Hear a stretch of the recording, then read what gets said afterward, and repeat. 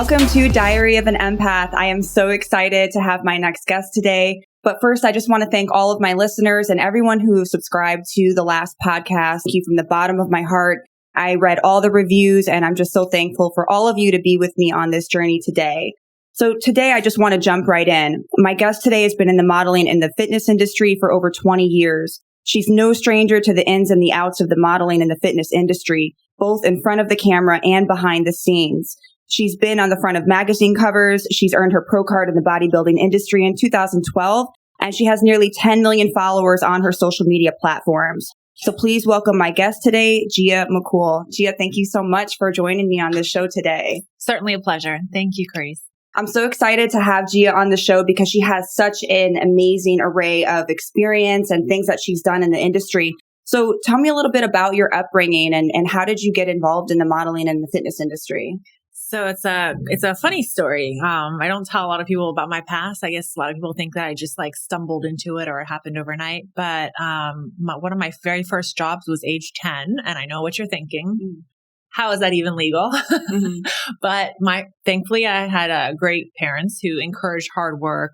They were very, very creative and they allowed me to be creative. And so I was homeschooled, which allowed me to have a lot of time to do after school projects. And so at first, I started selling Hallmark cards and baking, and I helped, a few moms out with their babysitting and maybe organizing their home. But I was a natural, I just loved to work. I wasn't like most kids where they wanted to hang out and party and get on the TV or monitors. I was like, no, what am I going to do? I already had a vision. So long story, fast forward, by 17, I already had my first house, saved every penny. And then I sold that house, and was able to make a considerable profit from there, then reinvested that into more real estate, which allowed me to then reinvest into little side businesses. I made swimwear. I started my website. I got involved with, interviews and fitness conventions, and it just kind of steamrolled from there.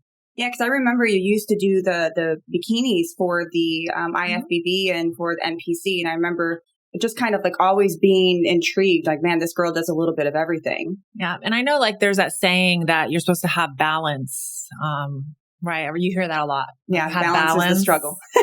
But I always say that that's kind of an excuse for people to be lazy, because my way is just, I love what I do. I've made it so that what I'm doing, I love. And I can make money at it. And so I'll just work. And then when I get tired, I recenter that energy, refocus it. If it's to go to the beach for a day or whatever, I recenter that energy and then I just start again. Right. You have to recharge, Mm-hmm. right? Yeah. Mm-hmm. And we talk a lot about that on my previous podcast too, is finding time to recharge. And I can totally relate because I'm the same way. When I have an idea, it's I just want to do it. I want to do it right. So I can completely understand that. And how do you think your upbringing, how did it affect you today? How did it affect who you are today? So starting little jobs early on and just being a hard worker helped me gain confidence to want to excel and learn new crafts and new skills. And that gave me dependability. It gave me discipline. So all the things that really help you own your own business were something that I have been building up over the years of just staying consistent with working hard. Yeah. And I can always tell you're a hard worker. And what kind of challenges do you face as a result of that? Do you find that it's challenging working in the industry that you do? I think it's hard to relate with a lot of people these days. I do find myself having a very small circle because not a lot of people have the viewpoints that I do or the visions that I do. And so to them, you might hear a lot, well, take time off, or, why do you need to work out today? Let's go party. It's just a different mentality today. So mm-hmm. It's hard to relate. Do you find it hard to fit in? Absolutely. I think there is a lot of people that I don't know why they feel intimidated, but they feel intimidated immediately. And I really am, super warm and I open and I invite everybody in. I don't judge or compare, but I think maybe they feel like they can't live up to those expectations, so they tend to draw back. Do you feel misjudged often? Yeah, I think so. But who doesn't these days, right?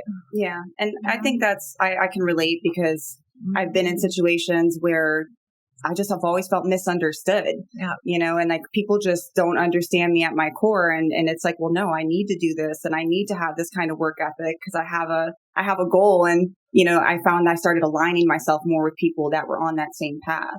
So do you find that you start aligning yourself with people who are kind of in the same path, or are you pretty eclectic with the group of friends that you have? No. The people that I open up to and really take the time to say everything that's going on with me, it's a very small circle.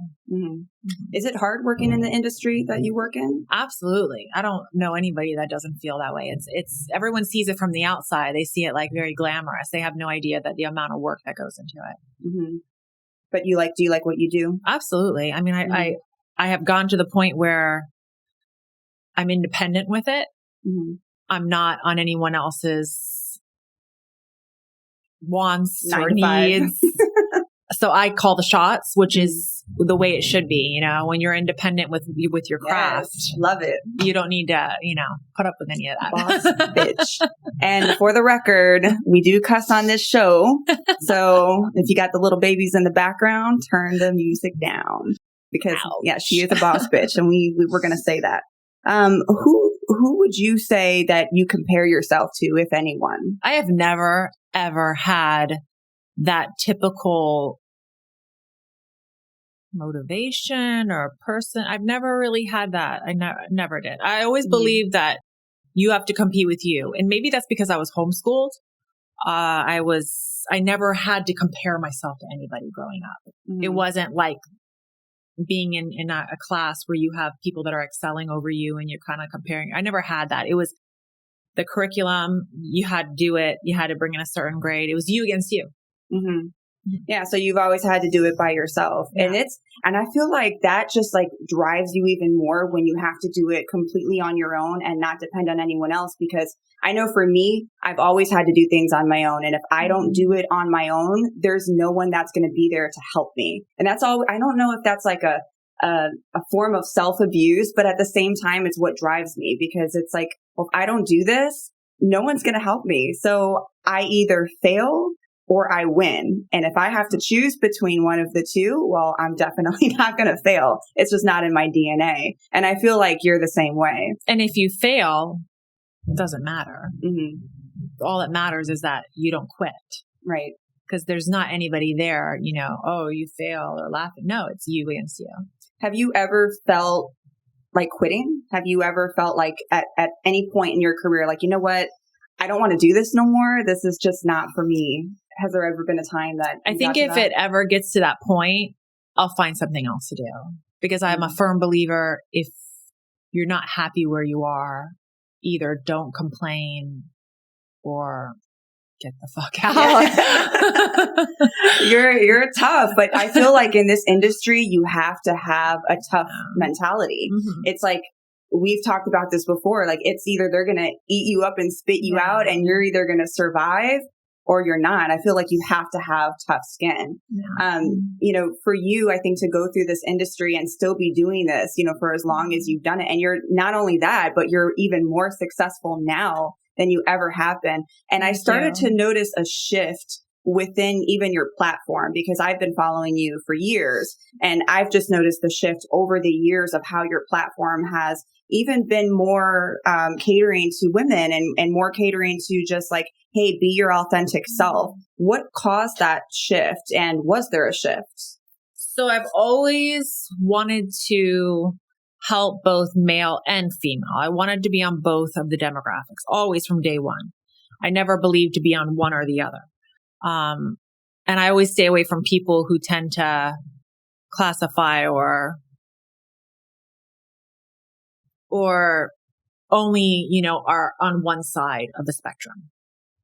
But I think what really changed and made me go, you know what? Now I'm going to put out what I love and I'm not going to care about anything else was when I had so many deaths in my family. So I've had in the past 3 years, I've had my father, my brother, and then my grandmother die. And that really, it told me a huge message that life is short and you can't keep putting things that you want off. You got to take full advantage of the moment that you have. And if somebody's not going to like who you truly are, you don't want them there anyways.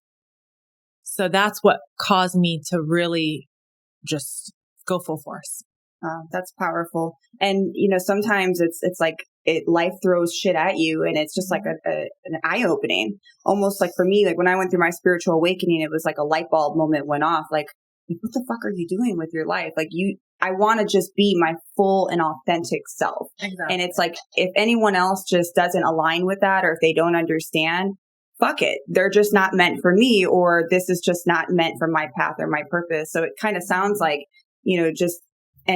having deaths in the family, God, that I can't even imagine how hard that is. But it's almost like this eye-opening awakening of like, this is who I'm going to be. And if you don't understand me, then I'm just going to keep going on my journey. Exactly. Yeah. And I guess too, I also notice the masses or the amount of people just putting stuff that their audience wants to see and not, that's why I always tell girls, what is your end goal?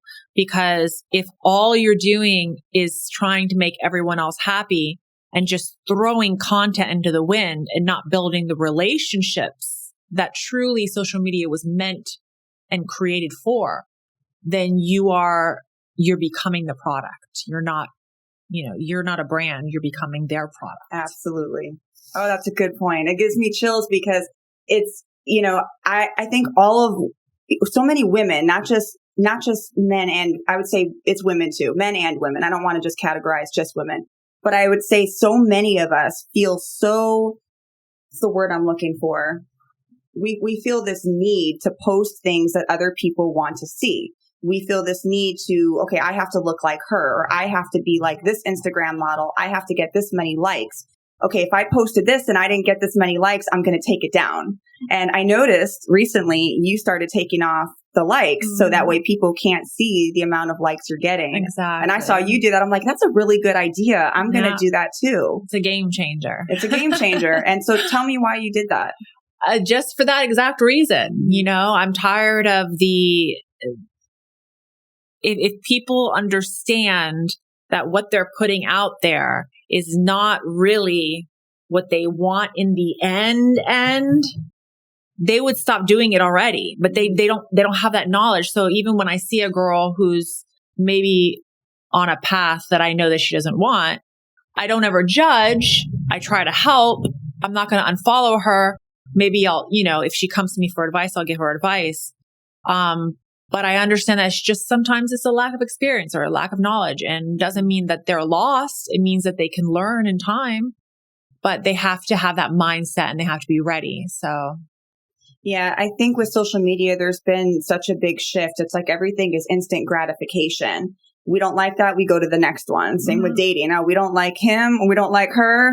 Without fixing yourself first. Right. And we have we're in a generation of filters, of these unrealistic expectations of what social media is going to be. How do you think, at least in your opinion and your experience in this industry, how do you think that affects self-esteem? And do you think it's realistic?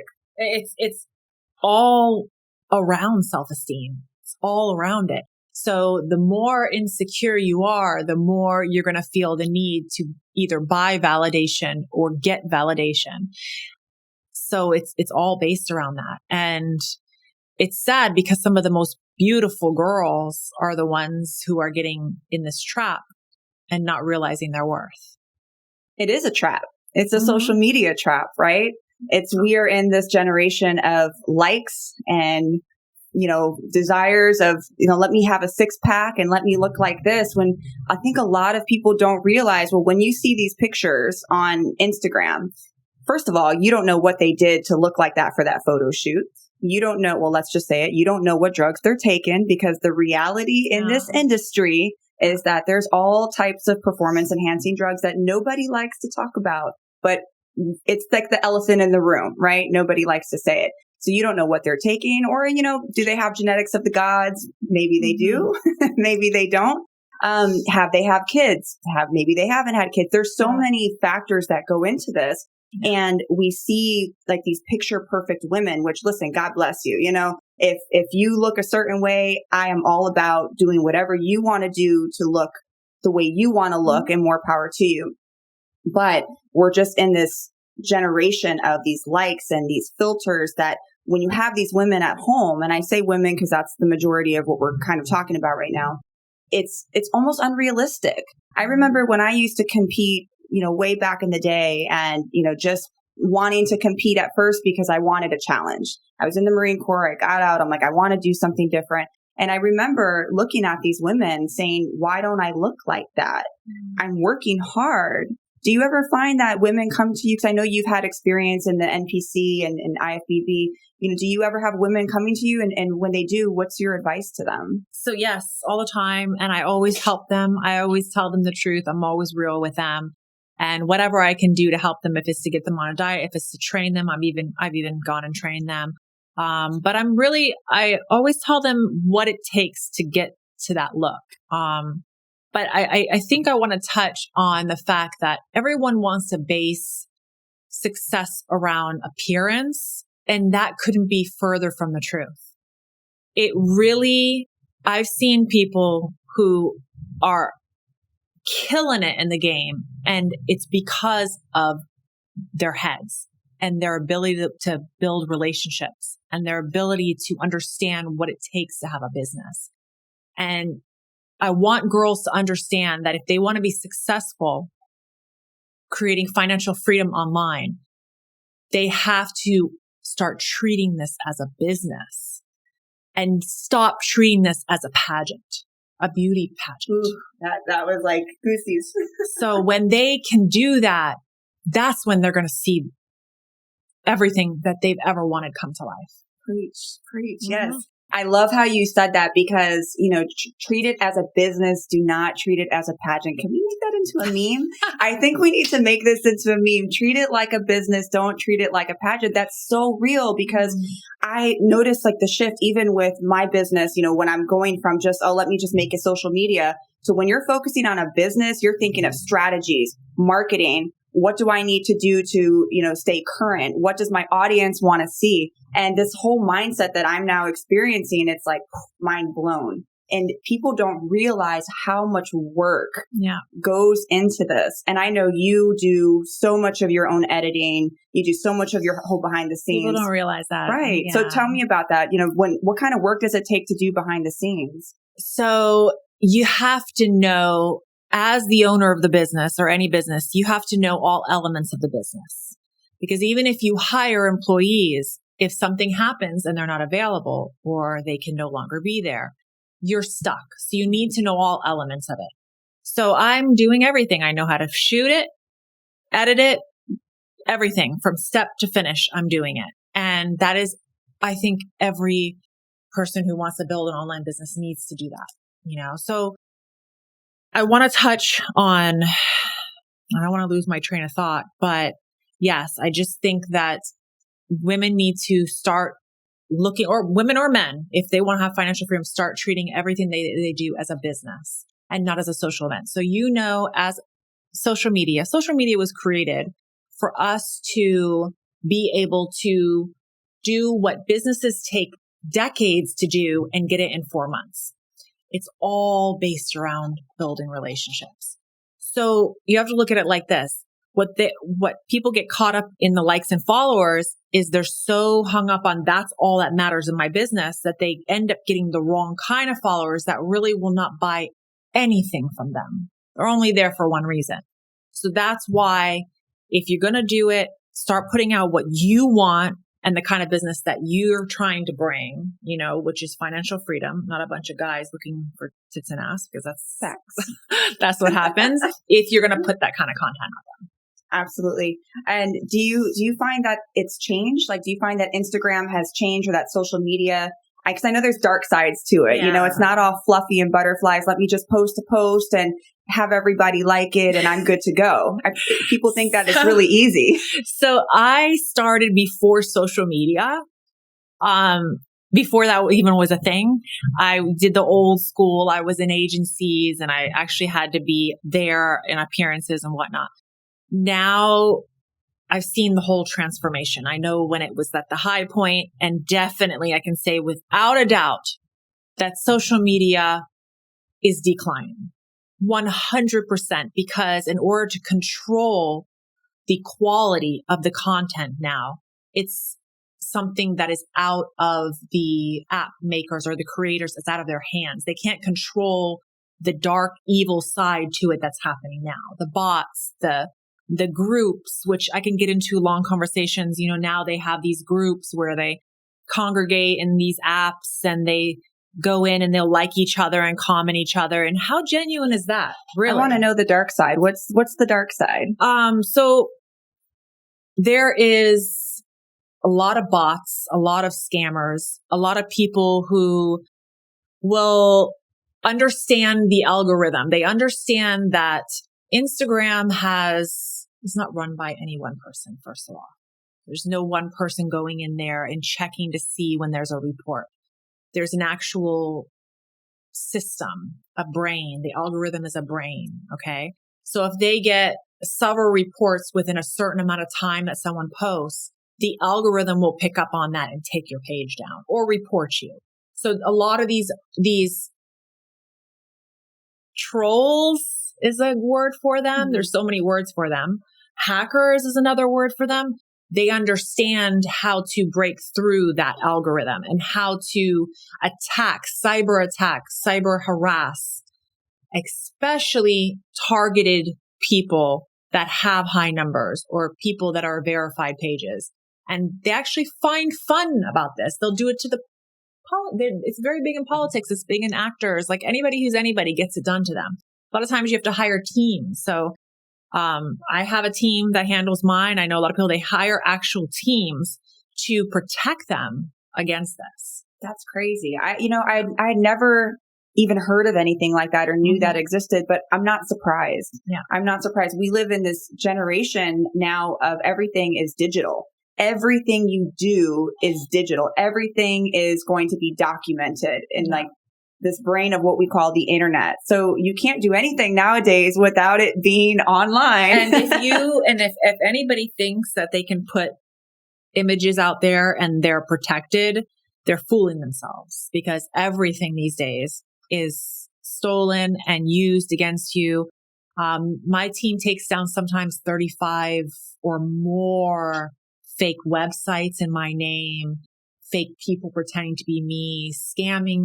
I mean, I've had people say that they sent me plane tickets and all sorts of things. I want a plane ticket. Can I get a plane ticket? Where are we going? And I'm like, my manager's like, nope, you didn't send it to the real Gia. So, and you would think, how smart are you if you're sending money to a stranger? How smart are you? Really? That's crazy. It's not my responsibility to babysit my followers. Mm-hmm. Mm-hmm. I'm sorry that that's not my job. So if you're going to go online and not be sensible and not have common sense and send money to a stranger, that's on you. You have to be careful. And, for you OnlyFans folks out there, know that you post, it's going to be online. You may think that it's not, but it's out there. Well, you heard about the newest thing with OnlyFans. Something about no more porn. Lots of you going to be out of work. So I don't want to, judge anybody for anything that they choose to do, but just make sure that it's what you're actually wanting to do. Because if you think that you're stuck in a corner and that's the only way you're going to make money, that's limited beliefs. So don't ever do something that you don't want to do and someone's telling you this is the only way. And unfortunately, there are a lot of well-known influencers with very high numbers profiting off of these new influencers who are trying to find a way to have financial freedom. And this is what is bothering me, because you make sure whoever wants to do this, they actually want to do it. And they don't feel like this is the only way that you can make money.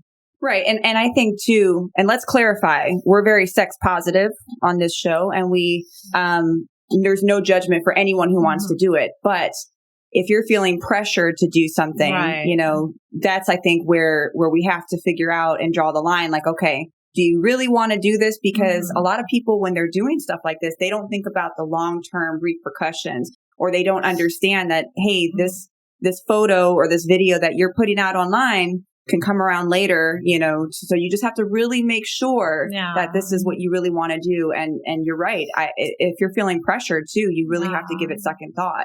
So what you're saying is that there are influencers out there. Is it kind of like a pyramid scheme? Well, it's kind of, here it is. Here's how you have to look at it. If you have been in the industry for a long time and you have high numbers, you are a brand and people are going to look at you as such. So you don't even necessarily have to pressure somebody. You could just say, hey, if you want to do it, I'll help you. But they're going to feel more inclined to want to do it just because of who you are. And they're going to want to be associated with you for that. So just make sure that you have complete transparency with these new influencers and tell them the in and outs and what happens when they start this. Don't leave them in the dark.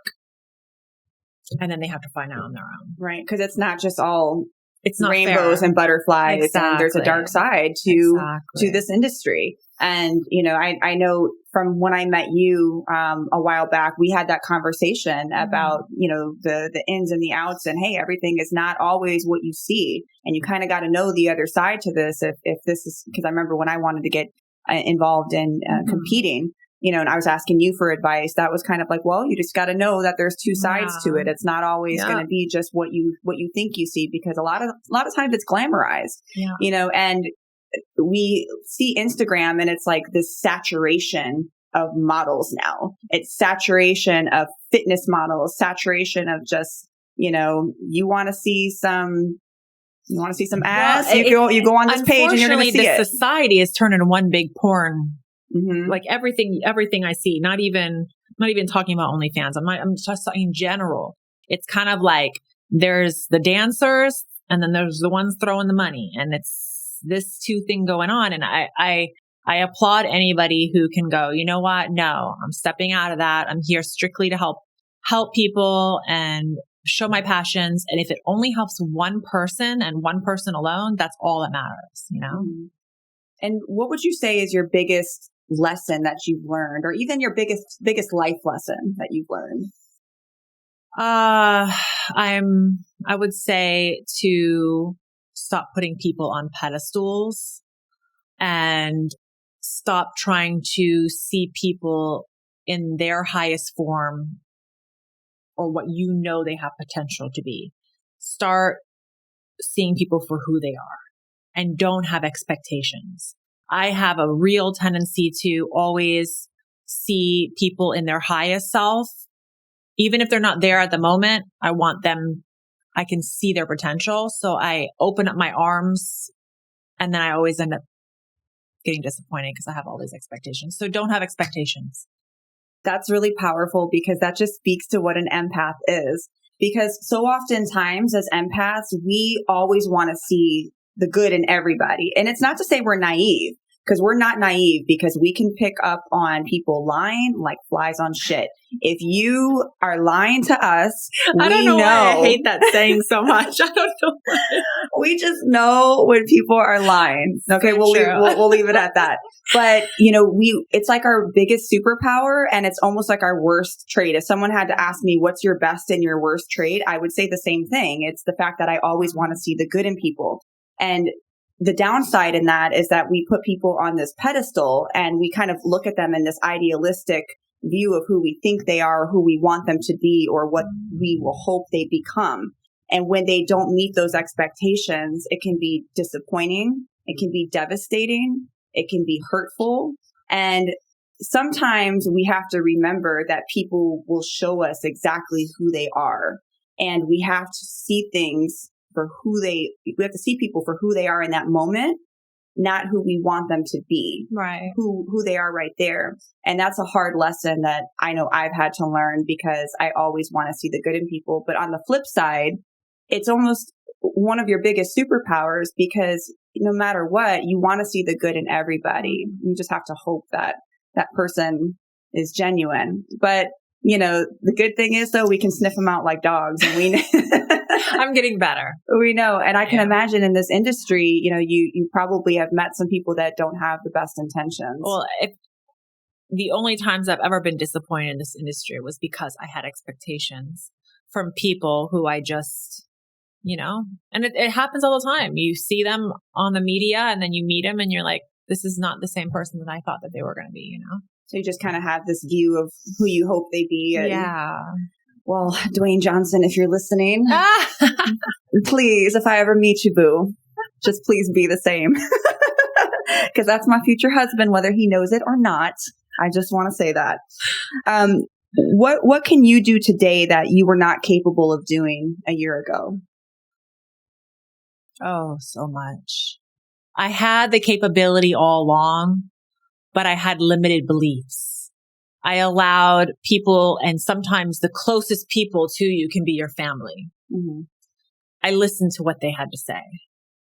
And they saw, or they always saw me as this little girl or, this person that they grew up with.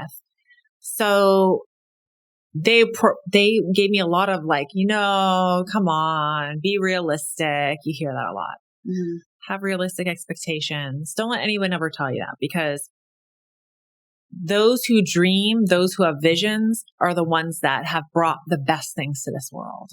So don't ever limit your beliefs. And I could remember a year ago saying, well, I want a voice, but I don't think I can have a voice. And that was like one of the biggest limited beliefs I could have had. And I remember it was somebody in a company that I was working for at the time. They just kind of like gave me that look. And I was like, what? What's that look for?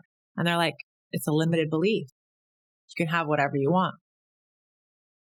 So after that, I was like, you know what? You're right. And I just start doing it. And then before you know it, you have a voice. And that's awesome. I've always noticed that about you too, is everything's a very positive mindset, because your thoughts are very powerful, right? Your thoughts are very, very powerful and they control our behaviors. And I love that. Limited beliefs. I think we're going to have a couple memes that come from this podcast that we're going to have to use. Yeah. And that's just something that, I think that speaks volumes, because when you have this positive mindset, if you look at the people who are the most successful in life, you're always going to notice a trend or a common denominator. And usually that common denominator is the way that they think. Mm-hmm. That's why they're so successful. I mean, if you have this person who is like, I can't, or, I don't have this, I don't have that. Well, the law of attraction, you're probably not going to attract those things in your life. So it's so important to keep these positive mindsets of, I will accomplish this. I'm going to do this. I'm going to be this person. And then you start to attract that back. And I've always noticed that about you. You've always been very positive. Do you feel like, have you always been like that? Or was it just more of a shift that happened? I've always been like that. Like, even remember I started working at age 10. I remember people saying, no way, like you're still growing up, for your age. But I think as a female, and then being in the industry that I'm at, you get underestimated a lot. And I see a lot of women and a lot of females feel like, well, if I'm this age, there's no more for me to go, so take it while you have it. Or you hear that comment, like ride the wave. You hear that a lot, right? No, be the wave. Mm-hmm. Who cares if you're going to measure yourself in a limited belief of only your appearance, and that's how you're going to market yourself only as your appearance, then yeah, you're going to have a shelf life. But that's not where it ends. I love this. Look at Goldie Hawn. Look at there's so many people. I can name several people that their careers happened when they were in their elder years. It's about not giving up and showing your character, showing that you are, work well with people. You're not a diva. You don't have all these expectations from people. You can do the job from A to Z. You're not reliant on everyone around you. Be a real entrepreneur and you'll be treated like one. Don't say, oh, I'm a self-made millionaire and you're only on OnlyFans.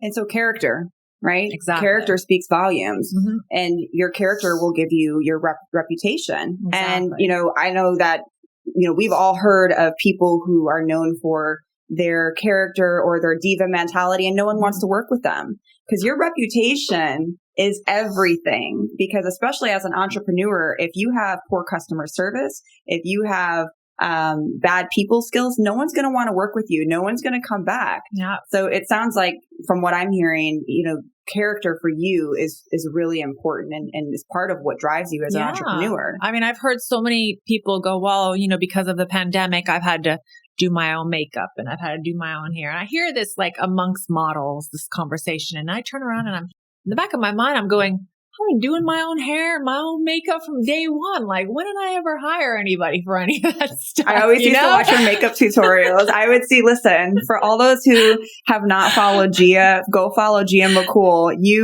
If you go back to her old videos, this girl was doing her makeup, doing makeup tutorials, editing her pictures, editing her videos, doing the background stuff. I mean, this girl works, you guys. So yeah, I mean, you are the definition of an entrepreneur, and it's amazing. And I think that when you have that work ethic, you have that drive and that ambition to succeed, because it's like you're not gonna take anything less because you've worked so hard to get here. And don't think that a lot of people think that just because you've done these things in the industry that that's what's made you financial freedom. No, my financial freedom came from things that had nothing to do with the internet at all. Like, if the internet goes down tomorrow, I'm still making my money. Like, you gotta be diverse. You gotta have it coming from all avenues. Right. So. Exactly. And you've been doing this like you said, way before the internet. I remember seeing you on magazine covers and, you've been in this industry, so you know what it's like to work. And I think the beauty of this too is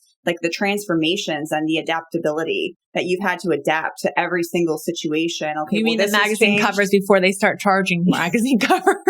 Wow. That's how old. Yeah. I mean, I don't do them anymore because we know where magazine covers are now. Mm-hmm. They're not where they were in the beginning, but yeah, that's what I'm saying. Started back when it was really an accomplishment. And now it's like, I think it's an amazing accomplishment. It's still so much it's still an accomplishment, but I see what you're saying though. Yeah. It's a different type of generation. Now everything's online. Well, no, like there was actual physical magazine covers that you got selected and you got paid. Now the magazines are, you pay the model pays the magazine to get into the magazine. You're the brand. So it's not anybody as long as you have the money, this is the way to get in a magazine now. It's not about your skill, craft, or anything like that. It's watered out. It's watered down the market. That's why it's not that's why when girls tell me, I want to be a model, I'm like, no. Think bigger than that. Mm-hmm. Think bigger. Because you're buying your way in essentially now. If you can buy yourself. It's watered down. The market's watered down. You just like just think bigger. That's what I always tell people. Don't think small. We're going to add a lot. That's another one to add to the memes. Think bigger. And so what would you do differently if nobody would judge you? Would you do anything differently? If you knew that tomorrow you woke up and you can do whatever you want and nobody would judge you for anything that you do? Girl, they're going to judge you no matter what you do. I have never ever said I'm not going to do something because I'm not going to get judged, or I've never based my decisions on that. I base my decisions on, am I going to be happy? And can I look 10 years from now on my deathbed and go, did I regret that? Did I not? I don't want to regret anything. So I make sure that I really want it. That's powerful. And let me ask you, I'm going to ask you kind of a simple but deep question. Are you happy? Yes, I am. In my career, I'm very happy. I have a lot of issues with family. Who doesn't? Mm-hmm. In my own relationship, I have a lot of problems there because the industry affects your relationships all in so many ways. Your time is always being pulled from you, and most people don't understand. If they're not in the industry, they don't understand the mentality. So they're not going to be able to relate to your methods and to your work ethic. They're going to be like, well, why are you still working? You're working on the weekends. You're working on the holidays. Why are you always working? When you're on vacation, why can't you just chill and not work out? Why do you have to eat healthy food? Why can't you, and they don't understand it. And so it affects relationships. And it's hard too when it's kind of like talking about that circle, right? You have a small circle because it's just that feeling misunderstood, you know, when they're not on the same purpose, the same road, the same goals. Do you feel like you have an end goal, or are you? Yes, absolutely. You have to have an end goal. That's something that you got to write down, log it, and keep coming back to it. What's your end goal? It's kind of tricky, but I want to have I have a few more properties to get. That's part of the end goal. I want to be able to move to a certain select place that has blue water. And actually I was this close to making it happen before pandemic. So that's on the end goal, and just to be around the people that I love and have that grounded peace, that great energy. You know, I don't have like end goals to have fame or any of that. Like that's actually one of the worst sides of this. I wish I could do what I love and not have that side, because it brings a lot of headaches. But yeah, just have a few more career goals at the end, and then just to sit back and just chill and let your money make money. Be around the people that I love. Share it with the people I love. I feel like we live in this time where everything is work, work, work. I talked about this on my last podcast a little bit, and I noticed the more I traveled and the more that I went to other places, I would always notice how the work week was very different. Some places only worked like 3 days a week or 4 days a week. You know, it's very normal in Paris for people to go on their lunch break and have a glass of wine, which I'm like, yes. Yeah, they're more relaxed. Can we please do that? And people seem to be more happy. Yeah. They take more vacations. And here, and of course, I'm not saying everybody is in the financial status to be able to do those things, but even those that are, I feel like don't have that mindset to have more joy in their life, to have more downtime. And of course, it's one thing when you're striving for a goal, but it's so important to not feel like you have to do it, but to know that there's some downtime that is possible, to have family time, to have time for you. Because I always tell my clients too, you cannot fill the cups of others if your own cup is not filled. So if you're constantly running on an empty cup, you cannot help others. You can't fill the cup of others. If you're constantly giving them your cup, here you go, I'll help you too, here you go. You have nothing left. You have to fill your own cup. It's so important to be selfish sometimes. Selfishness is probably one of the best gifts that you can give others. Yeah. Because when you're selfish and you take time for yourself, you do things for yourself, then you can give more to the people around you. So, you know, we talk about balance is hard, right? But it's something that I think all entrepreneurs struggle with. Yeah, no, it's a struggle. I mean, I've been married a very long time, and anybody who's been married a very long time knows there's no real secret. It's just constant work. And so my partner is not remotely and hates everything to do with the industry. Doesn't like to be seen, doesn't like to be heard. So it can be very challenging, but at the same time, it kind of balances me, because that's the same person telling me, you know, it's time to chill out now. It's that balance. I always tend to be attracted to introverts because I'm naturally an extrovert. So I love introverted men. I love it because if we cannot both be introverted, because if we're just talk, and you're talking over me and I'm talking over you and no one's listening, it's not going to work. I need somebody to just balance me out and say, okay, like you need to calm down and it's time to take a break. I need that in my life. So if anyone's listening, I am very single. But no, I completely understand that. You know, it's just kind of having that balance, and sometimes it's needed. I don't know about you, but for me, I have a hard time slowing down. I have a really hard time slowing down. Yeah, I don't sit well. It's but hard. They say the sitting is the new smoking. I mean, true, but you know what? It's those entrepreneurs too that put in the same drive that seem to be the most successful. Well, I want to ask you before we go, what would you say would be your number one advice? What would be your number one advice that you would give to women, not just in this industry, but just in general, when you're scrolling around on social media, when it comes to self-esteem, what do you have to say to women out there? To trust your intuition. It's so powerful. And so many women second guess it. They overthink it. Always go with your first thought don't push that away.